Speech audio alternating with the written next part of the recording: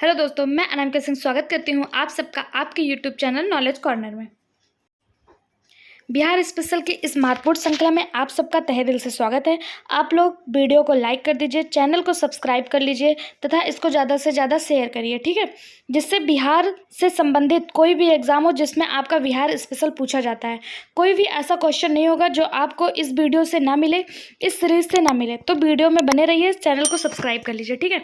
अभी तक हम लोगों ने बिहार का समान परिचय, भौगोलिक दृश्य, साथ ही बिहार की जलवायु, बिहार के राजकीय प्रतीक और जनसंख्या के आंकड़े यहाँ तक हम लोगों ने कवर कर लिया है। आज जो हमें कवर करना है वो है बिहार की सीमाएं। बिहार की सीमाएं किस राज्य से और किस देश से लगती हैं, कितनी लगती हैं और किस किस स्टेट से लगती हैं। इस पे मेरा एक शॉर्ट वीडियो भी है, अगर आप लोगों ने नहीं देखा है तो इसी चैनल के प्लेलिस्ट में जाके आप उन शॉर्ट वीडियो को ट्रिक के माध्यम से भी देख सकते हैं, नहीं तो फिर आप यहाँ पर याद कर सकते हैं, ठीक है। बढ़ते हैं हम बिहार की सीमाओं की तरफ। आपको पता है कि ऊपर की दिशा को नॉर्थ कहा जाता है, नीचे साउथ होता है, इस तरफ मेरे राइट साइड आपके लेफ्ट साइड, मेरा जो राइट होगा वो आपका लेफ्ट होगा, ठीक है। इधर ईस्ट होता है और इधर वेस्ट होता है। तो जो बिहार की सीमाएं होती हैं वो ऊपर की तरफ यानी कि नॉर्थ साइड में नेपाल से लगी होती है। नॉर्थ साइड में किससे लगी होती हैं? नेपाल से लगी होती हैं। और नेपाल के कितने ज़िले? 7 जिले। नेपाल के कितने ज़िले? 7 जिले। वो जिलों के नाम क्या क्या है? पूर्वी चंपारण, पश्चिमी चंपारण, सीतामढ़ी, मधुबनी, सुपौल, अररिया, किशनगंज, ये उन 7 जिलों के नाम हैं। इसको मैंने ट्रिक के माध्यम से भी आपको याद कराया है। अगर आप लोगों ने अभी तक उस वीडियो को नहीं देखा है तो ज़रूर से देखिए, ठीक है, जिससे आपको जिले और राज्य के नाम बहुत आसानी से याद हो जाएंगे। तो जिले कौन कौन से हैं? सीतामढ़ी, मधुबनी, सुपौल, अररिया, किशनगंज, पूर्वी चंपारण और पश्चिमी चंपारण। 7 जिले बिहार जो है वो उत्तर में नेपाल से साझा करता है। अब उत्तर की तरफ से आते हैं ईस्ट की तरफ। ईस्ट की तरफ जो बिहार है वो पश्चिम बंगाल से अपनी सीमा साझा करता है। पश्चिम बंगाल से बिहार कितने जिले साझा करता है? तो 3 जिले। कितने जिले? 3 जिले। कौन कौन से? कटिहार, पूर्णिया और किशनगंज। कटिहार, पूर्णिया और किशनगंज, पश्चिम बंगाल से 3 जिले।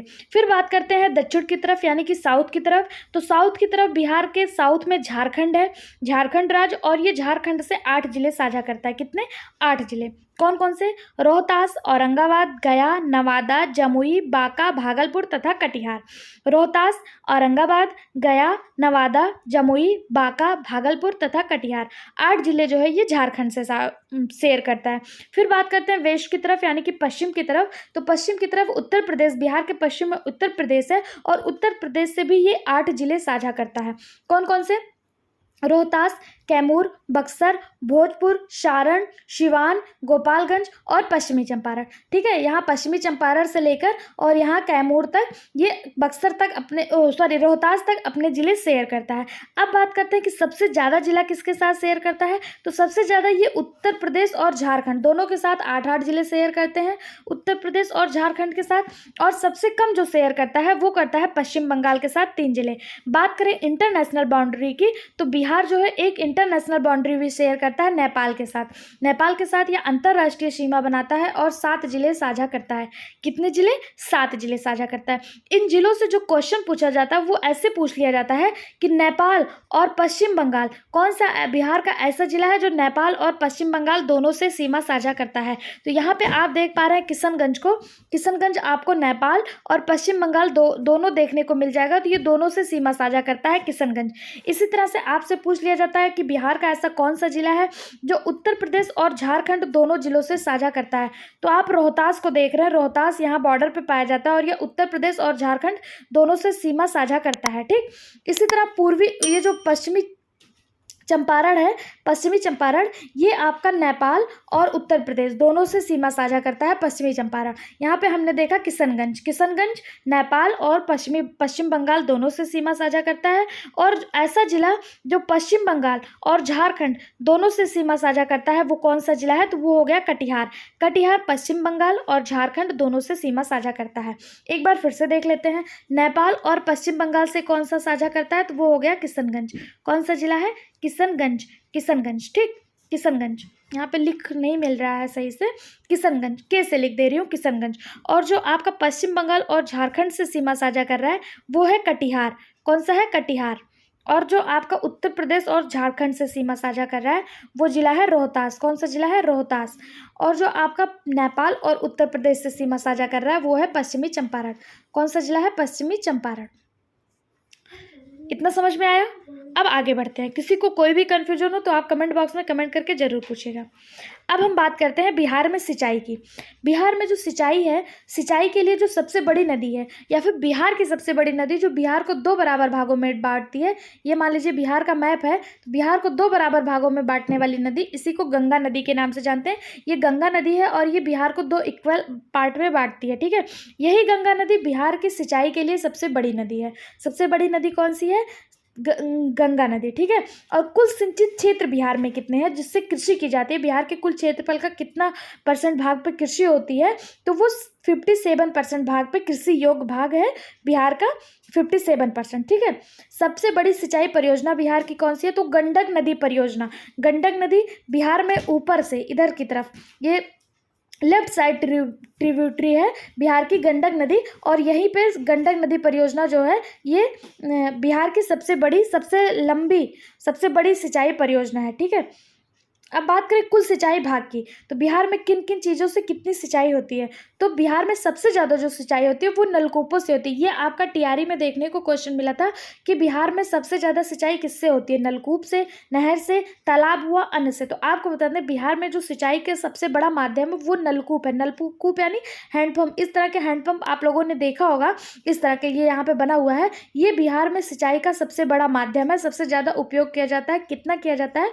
63.9% बिहार में सिंचाई के लिए नलकूपों का उपयोग किया जाता है। वहीं पर नहरों के माध्यम से 30.6%, यानी कि 30.6% जो है वो सिंचाई नहरों के माध्यम से की जाती है। शेष जो बचे हैं वो 5.5% तालाब और अन्य चीज़ों के माध्यम से। जैसे अन्य में क्या होगा? जैसे कुछ भी छोटे बहुत पानी के स्थल हो गए, जैसे झील वगैरह हो, झील तो है नहीं, कोई भी चीज़, गड्ढा वगैरह हो गया, तो उसमें जो पानी है उसके द्वारा पानी 5.5% तालाब के द्वारा सिंचाई की जाती है। सबसे बड़ा माध्यम क्या है? नलकूप है। अक्सर लोग कंफ्यूज होते हैं कि नलकूप के द्वारा इतनी बड़ी सिंचाई कैसे की जाती है, तो नहर को मार करके आ जाते हैं, लेकिन आपको ध्यान रखना है कि बिहार में नलकूप सिंचाई का सबसे बड़ा माध्यम है। कितना है? 63.9% है। कितना है? 63.9%। अब हम यहाँ पे देख लेते हैं बिहार की लोक सत्ता के बारे में। बिहार में लोकसभा की सीटें कितनी हैं? 40 है। बिहार में ये बहुत ज़्यादा पूछा जाने वाला क्वेश्चन है। बिहार में लोकसभा की कितनी सीटें हैं? 40 सीटें। राज्यसभा की कितनी सीटें हैं? 16 सीटें। राज्यसभा की सीटें कितनी हैं? 16 सीटें। लोकसभा की कितनी है? 40 सीटें, ठीक। लोकसभा की कितनी सीटें हैं? 40 सीटें। और राज्यसभा में कितनी सीटें हैं? 16 सीटें।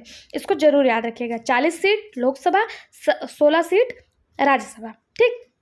अब देखिए लोकसभा में अनुसूचित जाति के लिए कुछ सीटें आरक्षित हैं। तो लोकसभा में कितनी सीटें अनुसूचित जाति के लिए आरक्षित है? 40 में से 6 सीट, 6 सीट जो है वो अनुसूचित जाति के लिए आरक्षित है लोकसभा में, ठीक है। वो 6 कौन कौन से जिले हैं? तो गोपालगंज, हाजीपुर, समस्तीपुर, जमुई, गया और सासाराम के 6 ऐसे जिले हैं जिनमें अनुसूचित जाति के लिए आरक्षित सीटें हैं लोकसभा में, ठीक। और बात करें बिहार के राज्यसभा की, तो बिहार के राज्यसभा में 16 सीटें हैं। कितनी सीटें? 16 सीट। बिहार के जिला परिषद में कितनी सीटें हैं? 38। जिला परिषद में कितनी? 38। पंचायत समिति में 534, पंचायत समिति में 534 सीटें। वहीं बात करें ग्राम पंचायत की तो 8406 सीटें हैं, 8406 सीटें, ठीक है। अगर आपसे पूछ लिया जाए बिहार में टोटल नगर निगम कितने हैं, तो बिहार में टोटल नगर निगम 18 हैं। कितने नगर निगम है? 18 हैं। कौन कौन से हैं? पटना, गया, आरा, मुजफ्फरपुर, पूर्णिया, मुंगेर, कटिहार, बिहारशरीफ, भागलपुर, बेगूसराय, दरभंगा, छपरा, मोतिहारी, बेतिया, मधुबनी, समस्तीपुर, सासाराम और सहरसा। ये 18 नगर निगम है बिहार में। जिला परिषद 38 है, पंचायत समिति 534 है और ग्राम पंचायत 8406 है। और बात करें लोकसभा सीटों की 40 है और राज्यसभा सीटें 16 हैं। 40 सीटों में से 6 सीटें हैं जो अनुसूचित जाति के लिए रिजर्व है लोकसभा में। अब हम देखते हैं राज्य की विधायिका, बिहार राज्य की विधायिका। तो बिहार राज्य की विधानसभा में 243 सीटें हैं। कितनी सीटें हैं? 243 सीटें हैं, ठीक है। जिसमें अनुसूचित जाति के लिए 38 सीटें रिजर्व हैं। अनुसूचित जाति के लिए 38 सीटें क्या है? रिजर्व हैं। जाओ करो, आ रहे हैं। और वहीं बात करें अनुसूचित जनजाति हेतु आरक्षित सीटें तो 2 हैं। आपसे पूछा जाएगा कि बिहार के विधानसभा में कितनी सीटें हैं, 243। 243 में से 38 सीट जो है 38 सीट आपकी ये अनुसूचित जाति के लिए आरक्षित है और 2 सीट अनुसूचित जनजाति के लिए आरक्षित है। ठीक है, वो 38 तो आपसे नहीं पूछा जाएगा नाम, लेकिन 2 अनुसूचित जनजाति के लिए जो आरक्षित है उनको पूछ सकता है, तो कटियार या मनिहारी हैं। ठीक है, कटोरिया और मनिहारी 2 सीटें अनुसूचित जनजाति के लिए आरक्षित है। वही बात करें बिहार के विधान परिषद में कुल सीटों की संख्या 75 है। कितनी है? 75 है। अब देखिए एक बार देख लीजिए, लोकसभा में 40, राज्यसभा में 16, विधानसभा में 243 विधानसभा में 243 और विधान परिषद में 75। लोकसभा में 40, राज्यसभा में 16, विधानसभा में 243 और विधान परिषद में 75। ठीक, ये समझ में आ गया। अब देखते हैं बिहार अपना अंतर्राष्ट्रीय बाउंड्री, बिहार का जो नेपाल अंतर्राष्ट्रीय सीमा है उसकी लंबाई क्या है। तो बिहार की जो नेपाल अंतर्राष्ट्रीय सीमा है वो 729 किलोमीटर है। कितना है? 729 किलोमीटर का बॉर्डर जो है ये बिहार जो है ये ऊपर की तरफ नेपाल से सीमा साझा करता है। कितना? 729 किलोमीटर का। ठीक है, बिहार में अंतर्राष्ट्रीय जो राजमार्ग है उसकी लंबाई 5947.84 किलोमीटर है। बिहार में अंतर्राष्ट्रीय राजमार्ग की लंबाई 5947.84 किलोमीटर है। ठीक है, बंगाल से अलग कर बिहार उड़ीसा का गठन, मतलब आपसे पूछा जाएगा जब बंगाल से बिहार अलग हुआ था तो बिहार का नाम बिहार नहीं था, बिहार एवं उड़ीसा प्रांत था। क्या था? बिहार एवं उड़ीसा प्रांत था। वो पूछा है कि बंगाल से बिहार कब अलग हुआ था। तो बंगाल से बिहार जब अलग हुआ था तो 22 मार्च 1912 को बंगाल से बिहार जो है वो अलग हुआ था। कब हुआ था? 22 मार्च 1912 को। 22 मार्च 1912 को। वहीं पूछा जाएगा संयुक्त बिहार एवं उड़ीसा राज्य के प्रथम राज्यपाल कौन थे। तो सत्येंद्र प्रसाद सिन्हा, ये बिहार और उड़ीसा राज्य के प्रथम राज्यपाल थे, सत्येंद्र प्रसाद सिन्हा। और 22 मार्च को बिहार और उड़ीसा राज्य अलग हुआ था, ना कि बिहार अलग हुआ था। ठीक है, बिहार को अलग प्रांत का दर्जा 1936 में मिला था। जब बिहार उड़ीसा से अलग हुआ था तब बिहार को एक स्पेशल दर्जा बिहार प्रांत का मिला था जो 1936 में हुआ था।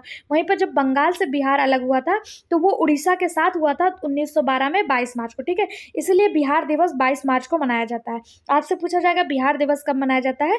22 मार्च को बिहार दिवस मनाया जाता है। ठीक है, बिहार और उड़ीसा प्रांत के पहले राज्यपाल कौन थे? तो सत्येंद्र प्रसाद सिन्हा बिहार और उड़ीसा प्रांत के पहले राज्यपाल थे।